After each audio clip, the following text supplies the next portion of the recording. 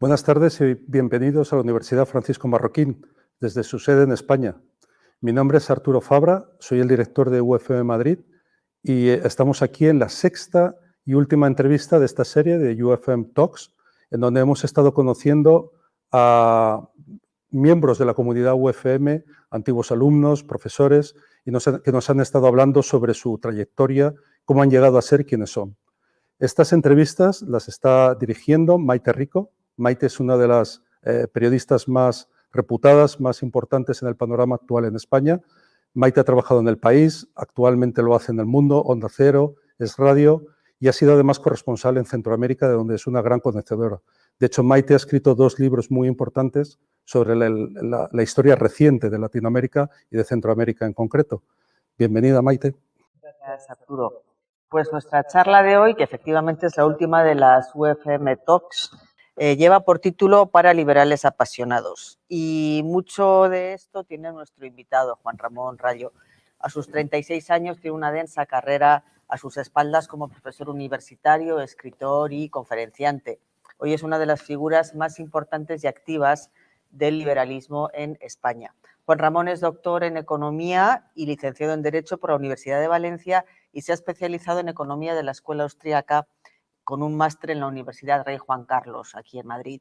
Enseña en esta casa, en el campus madrileño de la Universidad Francisco Marroquín, donde codirige el máster en Economía.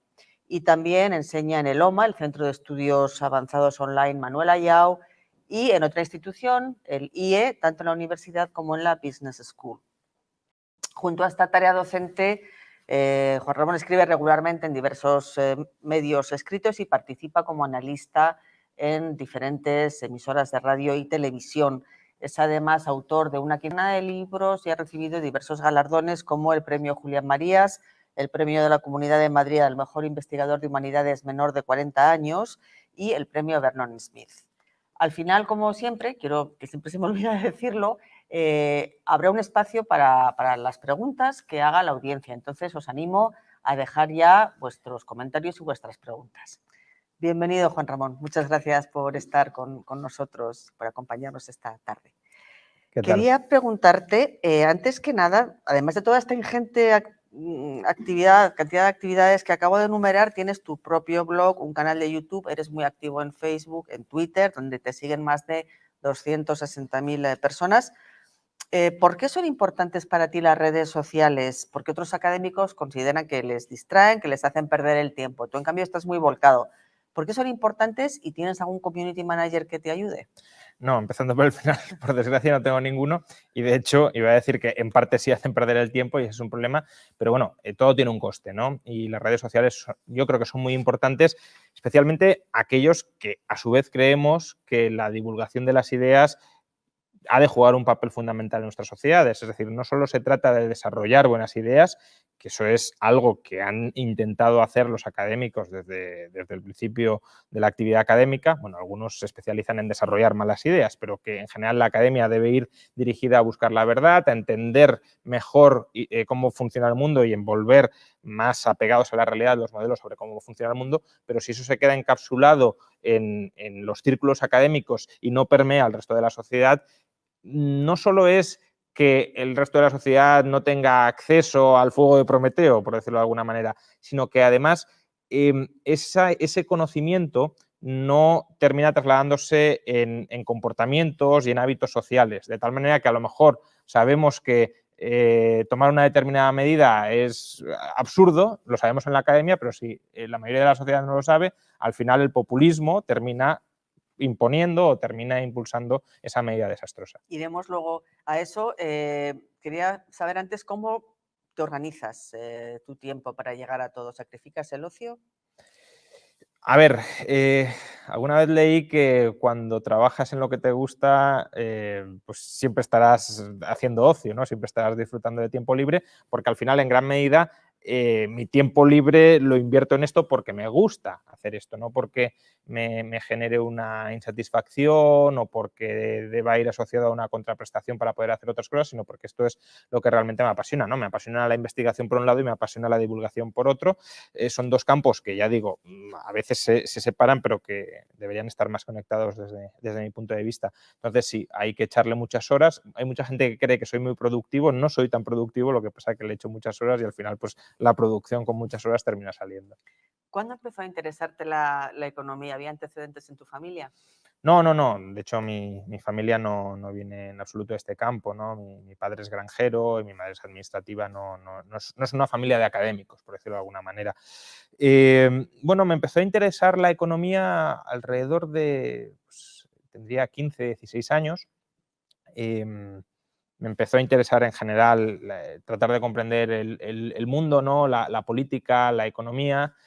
Y por aquel entonces, pues, recuerdo que Federico Jiménez Los Santos, ¿no?, que dirigía entonces La Linterna en la COPE, cerca del año 2000, creó la que en aquel momento era la primera tertulia económica en España. Luego ya hay muchas tertulias económicas en España en la radio, y yo participo en algunas de ellas, de las cuales estoy muy orgulloso, pero en aquel momento fue la primera que se creó y recuerdo, pues, escuchar, pues, a la gente que acudía a la tertulia, Juan Barea, Velarde, José María, perdón, Velarde, y bueno, pues ahí transmitiendo ciertos conocimientos, nombrando ciertos autores, como por ejemplo Hayek, la escuela austríaca. También, por otro lado, llegué a la escuela austríaca a través de un librito que siempre recomiendo porque está muy bien, que es La economía en una lección, de Henry Hazlitt.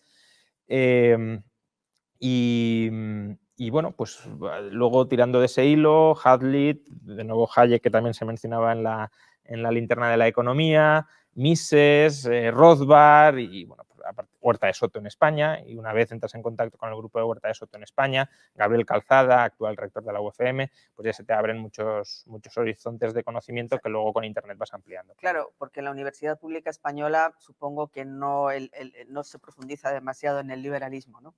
No, en la universidad está, en parte por desgracia, es verdad que puede tener una cierta... Yo no considero, por ejemplo, yo he estudiado en la Universidad de Valencia y no considero que el grado de economía en Valencia, en la Universidad Pública de Valencia, tenga un componente marcadamente antiliberal.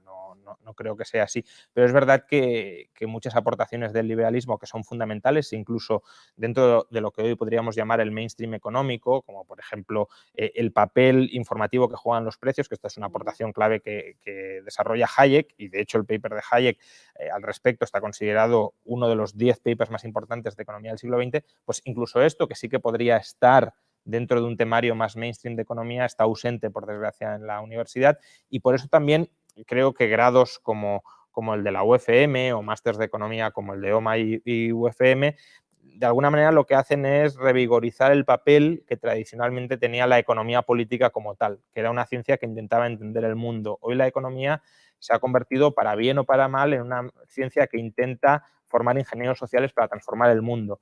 Y bueno, está bien que los ingenieros sociales sepan algunas de las restricciones que tienen y que no se crean que pueden hacerlo todo, pero aún así, en cierta medida, supone un empobrecimiento del enfoque mucho más amplio que tenía originalmente la economía.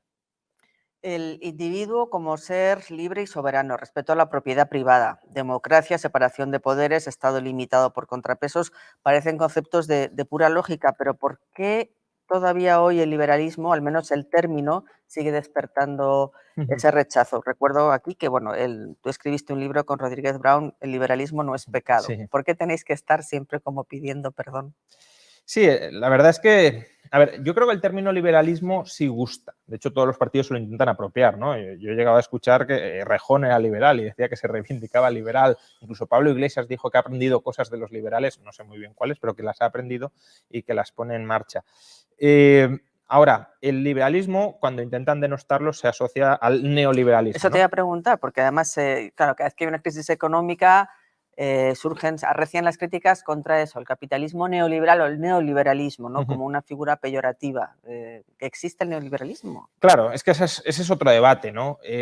Cuando se ha hecho una revisión del uso que hacen los académicos del término neoliberalismo, ¿no?, examinando papers donde se usa el término neoliberal, se ve que se usa sin ningún tipo de coherencia, que cada uno tiene su propia definición de neoliberalismo y lo que sí encuentran es que todos los que utilizan neoliberalismo lo utilizan como un concepto peyorativo. Es decir, como sinónimo de egoísmo y explotación sin límites, ¿no? Sí, a ver, yo sí creo que se puede dar una definición de neoliberalismo incluso peyorativa y que pueda ser operativa y funcional, pero que es más una etiqueta para diferenciarte y decir que yo soy de los tuyos que odiamos el capitalismo y como lo odiamos lo vamos a llamar neoliberalismo y así nos reconocemos los unos a los otros. Es más una etiqueta grupal, ya digo, que un término realmente sólido.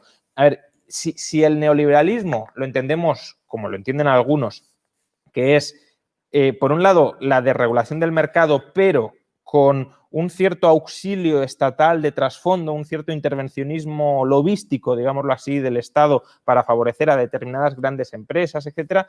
Pues bueno, el neoliberalismo sería una versión renovada de lo que en el siglo XVI, siglo XVII se experimentó y se llamó más tarde mercantilismo. Es el capitalismo de amiguetes, exacto, ¿no? Que se llama. Pero es que justamente, y esto es muy importante recordarlo, el liberalismo de, por ejemplo, Adam Smith, el liberalismo económico de Adam Smith, porque el político es más de Locke, ¿no? Pero el liberalismo económico de Adam Smith nace contra el mercantilismo. Es decir, que este neoliberalismo, que puede ser un heredero, efectivamente, del mercantilismo moderno, con el que nos intentan asociar a los liberales, fue la filosofía económica contra la que nacimos los liberales económicos, exacto, lo cual no tiene nada que ver. Siempre ha tenido en contra el liberalismo cuando nació, tenía en contra pues a todas las aristocracias, claro, todas las clases dominantes. Y los monopolios privados otorgados por el Estado. Exacto. Es decir, por ejemplo, la Compañía de las Indias Orientales, pues un monopolio, pero que era una gran empresa, incluso llegó a tener un ejército más grande que el inglés, pero ¿por qué? Porque era una gran empresa porque tenía un monopolio sobre el comercio, sobre los flujos comerciales. Entonces, contra eso nace el liberalismo, no solo contra las clases aristocráticas, contra los estamentos, contra los privilegios de nacimiento, sino también contra los privilegios empresariales, porque el liberalismo no defiende, como muchas veces se crea, las empresas, defiende la competencia o el libre mercado donde las empresas también se tienen que someter. Y si una empresa lo hace mal, pues lo hace mal y quiebra y desaparece por no generar valor, pero no se la rescata. Porque, claro, si tú defiendes la empresa, pues si una empresa lo hace mal, la tendrías que rescatar, la tendrías que mimar, la tendrías que proteger, no. Usted compite en el mercado para generar valor para el consumidor, pero luego no intente, si pierde, que yo le tenga que rescatar, no intente parasitarme, etcétera, etcétera. Eso es el mensaje liberal. Pues el liberalismo, claro, se asocia básicamente con una teoría económica y normalmente pues te imaginas a un señor con gafas y con cara de empollón que sale soltando el rollo de que hay que bajar impuestos y ya. Pero la parte, ¿no crees que habría que hacer más hincapié en la filosofía política liberal? Es decir, en la filosofía que pone al individuo en el centro y que defiende ante todo su libertad. Da la impresión de esa batalla famosa de las ideas no se termina de dar. No, totalmente. El liberalismo es sobre todo una filosofía política. Que obviamente, como filosofía política, es decir, como filosofía que marca las reglas sobre cómo vivir en sociedad, pues esas reglas en ocasiones tienen una vertiente económica y esa vertiente económica también hay que explicarla, pero no tiene que copar el discurso. Lo que pasa es que es verdad que muchos nos hemos aproximado al liberalismo siendo economistas, con lo cual tenemos ese sesgo casi de interés personal, que nos interesa el liberalismo y la economía y por tanto trasladamos el análisis liberal a la economía, pero el liberalismo es muchísimo más y diría más, no es esencialmente una filosofía económica, es como decías, una filosofía política. De hecho, no mi último libro, porque mi último libro es una crítica a Mises, pero el anterior libro, quizá el último comercial, se llama Liberalismo, los 10 principios básicos del orden político liberal, es decir, de cómo se estructura una sociedad liberal. Y como decías, pues cuáles son los 10 principios. Individualismo, es decir, colocar al individuo en el centro del orden político, igualdad jurídica, que todos los individuos sean iguales ante la ley. Iguales. Claro, libres e iguales, libertad personal, autonomía contractual, propiedad privada, libertad de asociación, libre mercado, sí, pero eso es uno de los 10 principios. Gobierno limitado y globalización. Es decir, que al final la economía, claro que tiene un papel dentro del liberalismo y claro que, porque quizá este sea el matiz de por qué a lo mejor sí que hay que hacer un poco más de hincapié a veces en economía, porque los liberales, en cierto modo, aunque ahora hay un retroceso, pero la batalla de muchas libertades personales la hemos ganado más o menos. Es decir, en general la sociedad sí está a favor de la libertad de expresión. Luego a lo mejor cuando vamos y descendemos a determinados detalles ya no tanto, pero como principio nadie dice yo estoy en contra de la libertad de expresión, ¿no? O de la libertad de asociación, o de la libertad religiosa. Son muy pocos los que, al menos en Occidente, se atreverían a decir abiertamente que están en contra de esos principios. Pero sí hay mucha gente que dice yo estoy en contra del libre mercado. Muchísima. De hecho, es más la que dice que está en contra que la que está a favor.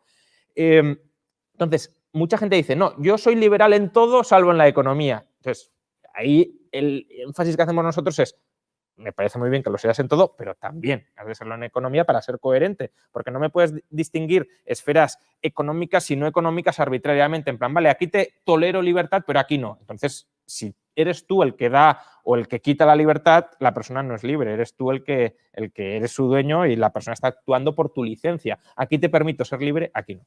En el liberalismo, bueno, tú fundaste el instituto, fuiste uno de los fundadores de Juan de Mariana, uno de los think tanks más emblemáticos del liberalismo, que he visto que se define de tendencia libertaria. Digamos, me imagino que dentro del liberalismo hay como una especie de gradación y entre pues, de ser un liberal clásico a ser un libertario, un anarcocapitalista. ¿De qué depende? ¿Del mayor o menor peso que se le otorga al papel del Estado? En parte sí. Yo suelo decir que la diferencia entre el liberalismo clásico y el libertarismo, digámoslo así, es el liberal clásico... Que es casi anarquismo, te diré. Mis amigos libertarios, muchas veces cuando los oigo hablar, digo, bueno, Bakunin estaría encantado. Claro, sí. O sea, dentro del libertarismo o del liberalismo libertario sí que estaría, o podríamos incluir el anarcocapitalismo y luego el minarquismo, ¿no? Yo la diferencia que suelo establecer entre el liberalismo clásico y libertarismo es que el liberalismo clásico considera que el Estado es una herramienta buena, que es una herramienta de cambio social progresivo y que simplemente hay que ordenarlo bien para que desarrolle su adecuado propósito. El libertarismo ve al Estado como un mal quizá necesario, es decir, no necesariamente el libertarismo tiene que ser anarquista, puede que diga el Estado es inevitable, no podemos vivir sin Estado, entiende o cree que es un mal y luego será un mal para algunos necesario, los minarquistas, pues, y para otros será un mal innecesario, los anarcocapitalistas. Es un mal y nos lo podemos cargar. El minarquista dirá, es un mal y no podemos prescindir de él, pero justamente porque es un mal vamos a intentar mantenerlo todo lo controlado que se pueda porque siempre que tenga ocasión va a intentar extenderse. Le pregunté una vez a Vargas Llosa si el liberal estaba condenado a ser un corredor de fondo solitario. ¿Tú te has sentido así alguna vez? Bien, es cierto que estoy pensando ahora mismo que en España tenemos a economistas como Daniel Lacalle, como Rodríguez Brown, que ocupan un espacio mediático importante. Sí. Pero ¿te sientes como un bicho raro o no?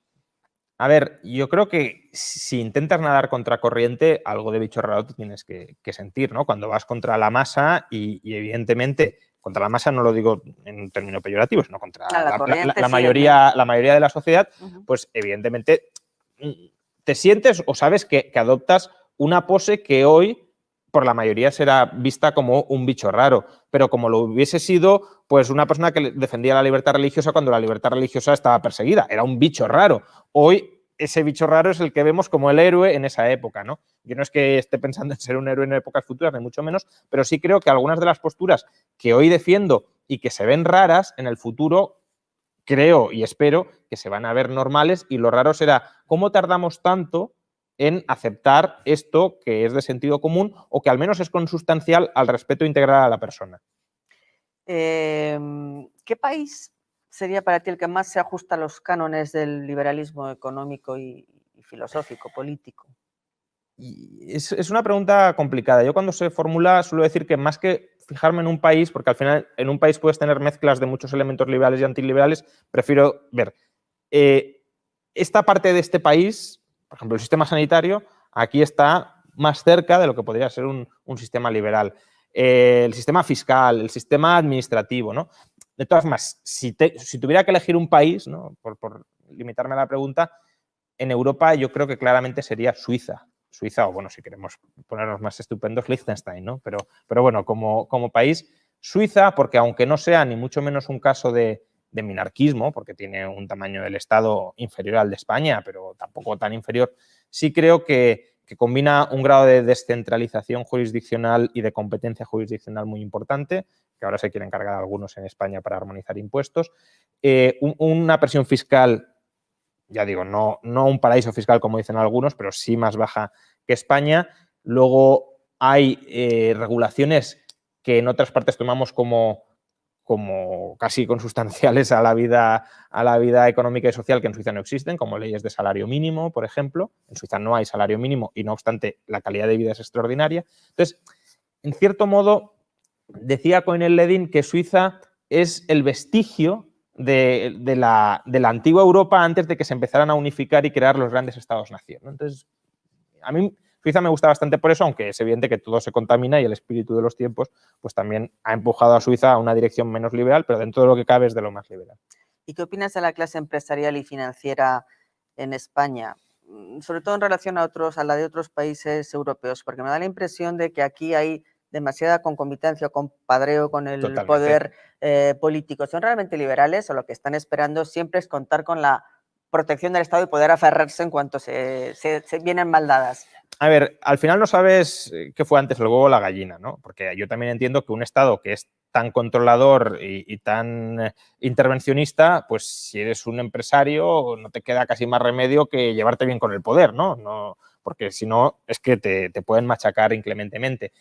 Luego también es cierto que el empresario, y eso Adam Smith lo tenía muy claro, ¿no? Adam Smith era muy pro capitalismo y muy anti-empresario. Adam Smith tenía un odio muy grande muy grande, que tenía una desconfianza muy grande hacia los empresarios porque escribía contra el mercantilismo, contra lo que decíamos antes, y sabía que los empresarios eran los que daban sostén al sistema mercantilista, como hoy en España, en gran medida, la clase corporativa y financiera es la que da soporte al modelo estatal que tenemos, ¿no? Uno solo tiene que mirar la composición del IBEX 35 en España y plantearse esas grandes empresas de dónde han surgido o de dónde viene el modelo de negocio o los beneficios de esas grandes empresas. Veremos constructoras que viven del presupuesto, veremos bancos que viven de los privilegios y de los rescates del Estado, veremos antiguos monopolios públicos que han sido privatizados y que...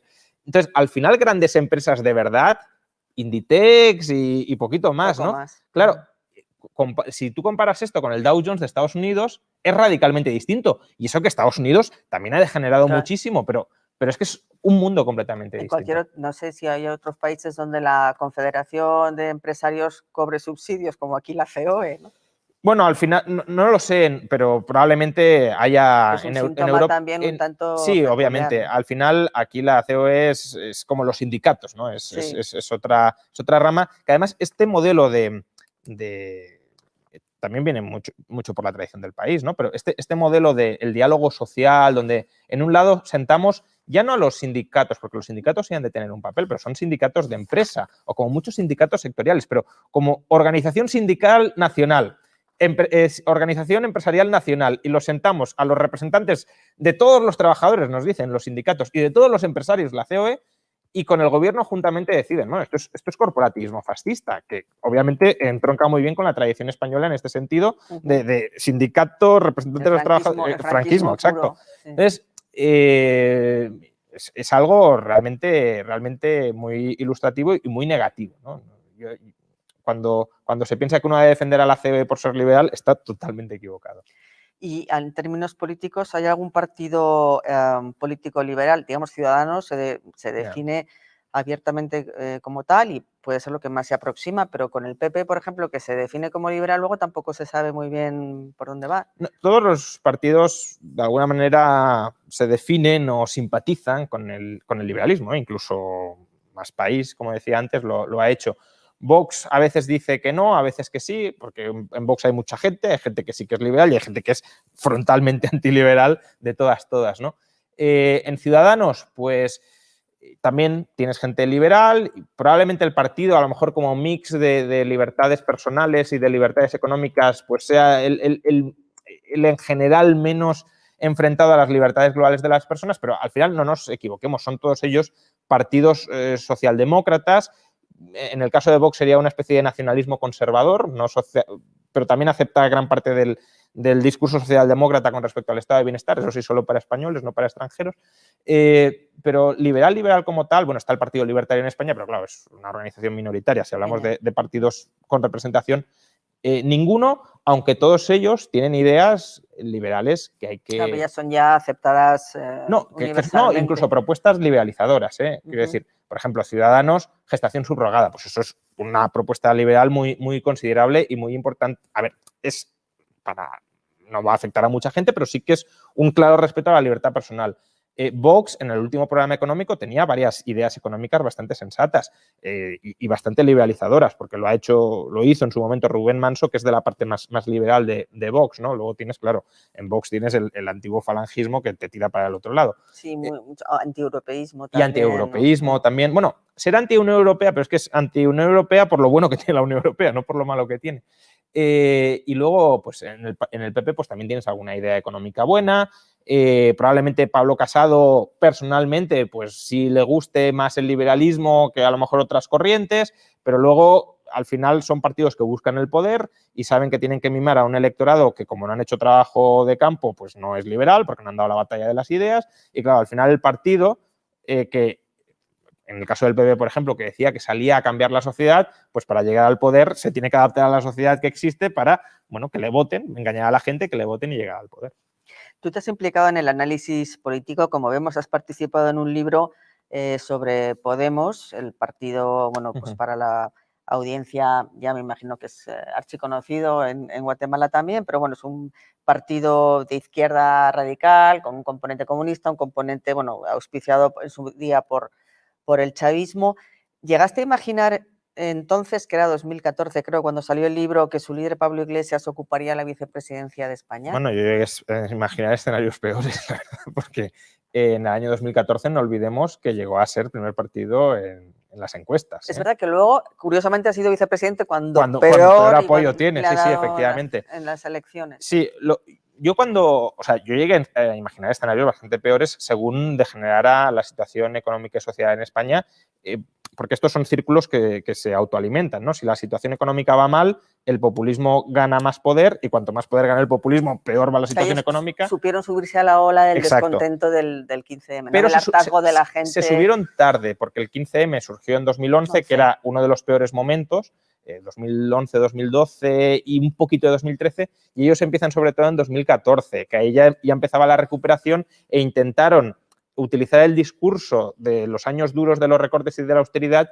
en un momento en el que en realidad ya no encajaba. Les vino muy bien, eso sí, todos los escándalos de corrupción que salieron del PP por esas fechas, porque los auparon, obviamente, pues parecía que la casta que estaba toda degenerada y demás, pero luego han terminado pactando con la casta y el poder se lo está dando la casta, porque como has dicho, Podemos hoy, poder parlamentario tiene muy poco. Si tiene poder es porque el PSOE se alía con Podemos para darle lo que ha pedido Podemos.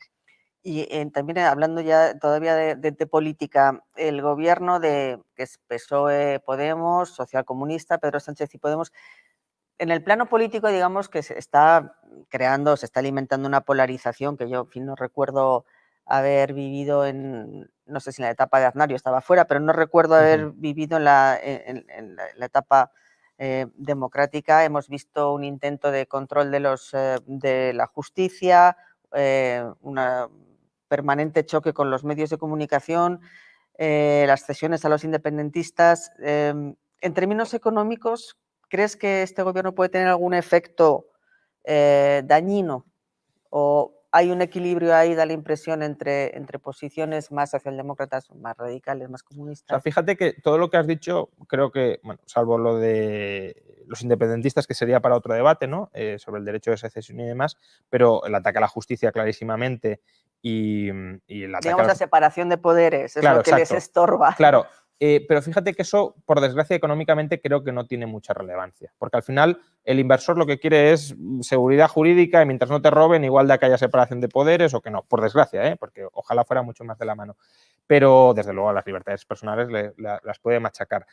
En cuanto al programa económico, pues sí hay un cierto equilibrio y además no solo entre el ala más socialdemócrata y el ala más de izquierda radical, sino que creo que Bruselas también en parte está tutelando y el dinero que va a llegar va a reforzar esa tutela. Pero aún así, claro, como Podemos tiene que vender carnaza ante su electorado, porque tiene que hacer valer que está en el gobierno, pues también Sánchez muchas veces les otorga gestos que pueden ser bastante dañinos para la economía. Pues controles, bueno, estamos ahora hablando si se van a plantear controles de alquileres, prohibición de desahucios, pues claro, todo eso te puedes cargar el mercado inmobiliario en España, al menos hasta que cambie ese tipo de regulación. O veremos en qué queda la regulación laboral, ¿no? La subida del salario mínimo parece que se va a frenar en este 2021, la reforma laboral parece que no se va a derogar tanto como quería Podemos, pero bueno, que al final, para contentar a un radicalismo que te está sosteniendo en el poder, pues adoptas una política económica bastante mejorable. ¿Qué piensas tú? Porque ahí un poco, la verdad es que los expertos están bastante de acuerdo en que la pandemia ha provocado una crisis económica brutal. Yo tendría a pensar que una vez que tuviéramos la vacuna la cosa iba a ir recuperándose, pero hay mensajes que llegan muy pesimistas, tanto pues, de la OCDE, de diversas instituciones, en el sentido de que a España le va a costar salir de esta crisis. ¿Qué perspectivas ves? Eso depende de cuánto tejido... O sea, vamos a ver, si la vacuna llega pronto, y parece que ya está ahí, que es efectiva y por tanto que se va a poder acabar con el virus, podemos regresar más o menos a la normalidad que teníamos antes en cuanto a demanda, ¿no? Más o menos la gente probablemente demande más o menos lo mismo que demandaba antes, quizá con algún cambio de hábito de consumo, con algún cambio de hábito de organización laboral, pero más o menos lo mismo. Entonces, ahí lo que depende de si la estructura productiva ha sufrido muchos daños o no. Mi sensación es que no ha sufrido daños extremos porque el gobierno ha socializado muchas de esas pérdidas, por ejemplo, a través de los ERTE, con lo cual no es nada improbable que en 2021 o 2022 sí que vivamos una recuperación bastante intensa, insisto, si se acaba con la pandemia a través de la vacuna o a través de otro mecanismo. Otra cuestión distinta es el largo plazo que nos va a quedar a los españoles, porque todo esto se ha hecho sobre la base de aumentar, de disparar de manera exagerada la deuda pública. Y esa deuda pública tan disparatada lo que significa es muchísimos más impuestos futuros y, por tanto, si España ya antes de la pandemia tenía una perspectiva de crecimiento potencial a largo plazo bastante escasa, si además le añades todos los impuestos que va a haber que subir para refinanciar o para hacer frente a la deuda, pues la perspectiva a más largo plazo no creo que sea positiva. ¿Qué libros recomendarías para iniciarse en el liberalismo, tanto político como económico? Bueno, pues voy a recomendar dos míos, porque al final los he escrito precisamente para cuando me pregunten poderlos recomendar, ¿no? En cuanto al liberalismo político, recomendaría justamente el liberalismo, el liberalismo, los 10 principios básicos del orden político liberal. Y en cuanto al liberalismo económico, el libro que has citado antes con el profesor Rodríguez Brown, Liberalismo no es pecado, la economía en 5 lecciones. Y ahí encontrarán a su vez, porque claro, no te vas a quedar solo en eso, ahí en la bibliografía encontrarán muchas otras recomendaciones de libros tanto más para principiantes o para iniciados y libros más avanzados. Muy bien, pues ahora vamos a dar paso a las preguntas que están mandando nuestros oyentes, la audiencia. Vamos a ver, la primera, Bukimel en YouTube. ¿Qué papel juega la Escuela de Salamanca? Bueno, la Escuela de Salamanca... Pensamiento liberal. A ver, como pensamiento liberal, la Escuela de Salamanca sobre todo tiene una aportación muy importante que es el desarrollo del derecho internacional y de los derechos humanos. Es decir, la idea de que todas las personas son sujetos de derecho, no solo los españoles o no solo los católicos, sino también los indígenas. Eso es algo fundamental. Pero luego también pensemos que la escolástica pues, es hija de una época y de una época donde las libertades personales no eran el centro del mundo, ni mucho menos.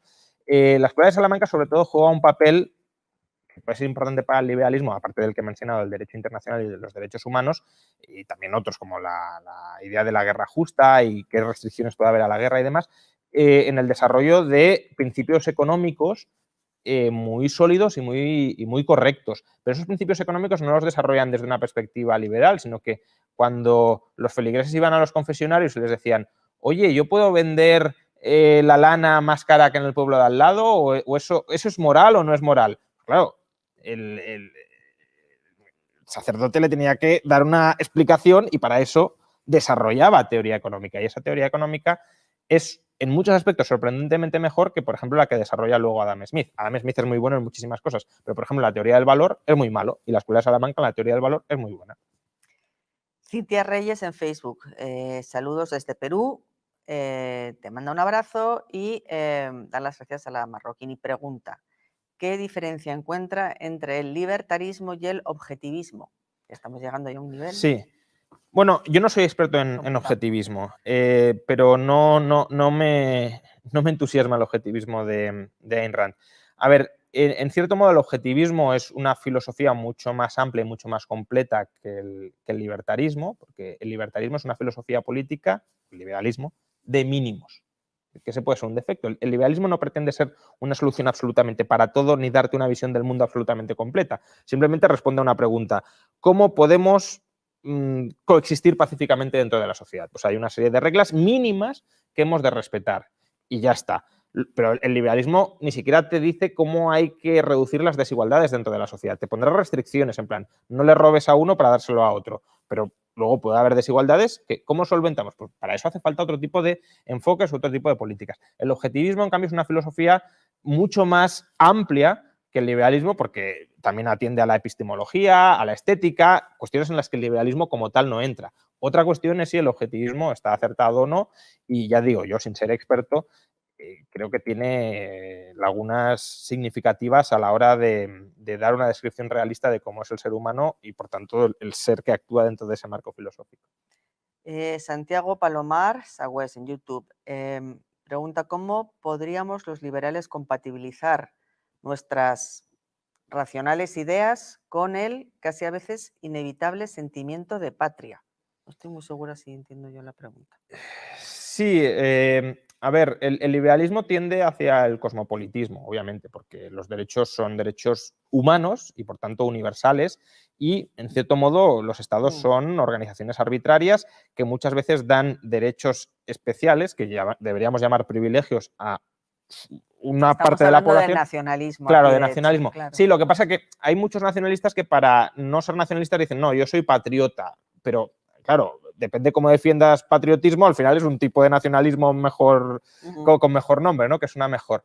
Yo suelo decir que el único patriotismo que yo entiendo que puede tener sentido o encaje dentro del liberalismo son aquellas comunidades políticas de libre adscripción donde la gente se adscribe a esas comunidades políticas no por algún tipo de identidad en común, sino por un objetivo común, que es la defensa de la libertad de todos los que la integran. Entonces, si el patriotismo entendemos como la defensa de una comunidad política con unas normas, con unas leyes que hacen posible, que garantizan la libertad de todos los que la integran y que además no es agresiva frente a otros individuos, pues claro, uno sí puede estar orgulloso de esa comunidad política, uno sí puede ser patriota de una constitución, por ejemplo, que haya garantizado durante 200 años la libertad escrupulosamente de todos sus conciudadanos y que además no haya generado guerras exteriores de agresión frente a otros países. Uno sí puede decir, pues buenas instituciones hemos conseguido crear dentro de esta sociedad, ojalá perduren durante mucho tiempo, pero poco más, ¿eh? No creo que pueda ir mucho más allá de eso. El hecho de que, bueno, hemos visto los mayores grados de libertad y de bienestar se han logrado en democracias liberales, tanto en Europa como cuando se ha dado estoy pensando en América Latina, pero ¿cómo es posible que siga creciendo o que de nuevo el populismo vuelva a tener ese auge? No solamente en América Latina, también ahora mismo lo estamos viendo en España y lo estamos viendo en muchos países europeos, populismo de izquierdas y de derechas. ¿Cómo se explica de pronto este surgimiento de nuevo del populismo que, en fin, ya hemos visto por ejemplos históricos a qué conduce? O sea, los teóricos del populismo lo que intentan es cambiar la identidad del pueblo, ¿no? Es decir, lo que intentan es contraponer la élite con el pueblo, pero claro, la élite que tenemos ahora en teoría es la que representa al pueblo, ¿no? Porque dicen, no, democracia representativa, por tanto, los que están ocupando las altas magistraturas del Estado están representando al pueblo. Y el populismo lo que intenta decir es, no, esa gente no representa al auténtico pueblo porque al auténtico pueblo lo represento yo. Y por tanto, estas élites lo que están haciendo es explotando y viviendo a costa del auténtico pueblo. Y ese discurso yo creo que puede calar y puede ser un discurso de izquierdas, en el sentido de ¿quiénes son las élites? Pues los banqueros, los grandes empresarios, los ricos, el top 1%, o puede ser una retórica de derechas, pues el globalismo, la invasión de los inmigrantes, intentan atacar nuestra cultura y nos han invadido los masones, bueno, lo que sea. Y ese discurso tiene cierta pegada cuando las cosas van mal, porque cuando las cosas van mal, uno se plantea, no, a lo mejor me están yendo mal porque otros están viviendo a mi costa. Claro, si yo vivo cada vez mejor, hay otros viviendo a mi costa, o sea, a lo mejor, pero tampoco me preocupo demasiado porque yo voy prosperando, pero cuando mucha gente lo está pasando muy mal, empezamos a buscar culpables y el populismo vende recetas mágicas buscando culpables simplones o sencillos y por eso pues, puede haber un resurgimiento que además se produjo especialmente durante la anterior crisis económica, que es momentos malos, claro. Ya estamos llegando al final.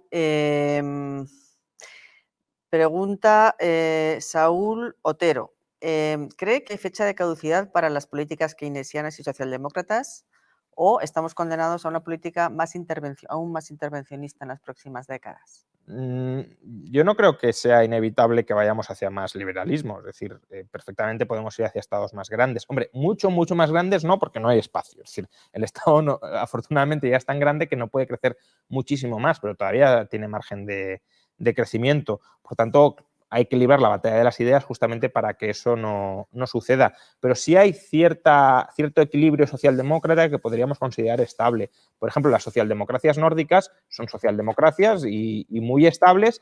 No es el modelo de sociedad, ni mucho menos que a mí me gusta, porque son estados gigantescos, pero que no pensemos que toda socialdemocracia tiene que seguir ni muchísimo menos la senda de Venezuela. Eso sería un error analítico. O la senda de Argentina, no. Es decir, un país puede ser socialdemocracia y ser Suecia, Finlandia, hombre, Noruega ya necesitas pozos de petróleo y demás, pero Dinamarca. La cuestión es, ¿ese es el modelo de sociedad que queremos? ¿Queremos ser Dinamarca o queremos ser Suiza? O incluso queremos ser un país más liberal que Suiza, porque en Suiza los estándares de vida son mejores que los de Dinamarca y son más libres. Por tanto, sí que hay cómo contraponer modelos a incluso una socialdemocracia que funcione, o bueno, que funcione en el sentido de que no colapse y no se desmorone. Y por tanto hay que dar esa batalla desde esa perspectiva, no creyendo que el liberalismo se va a imponer por la fuerza de la historia. No, si el liberalismo triunfa será porque al final la mayoría de la población entiende que hay que respetar las libertades civiles y económicas de otras personas. Y ahí el papel de la educación fundamental de los profesores. Efectivamente. Hemos llegado ya al final. Hay más preguntas, lamentablemente no da tiempo a hacerlas. Queremos agradeceros de verdad la participación y agradecerte a ti, Juan Ramón, tu presencia con nosotros. Y hasta pronto. Muchísimas gracias por la entrevista.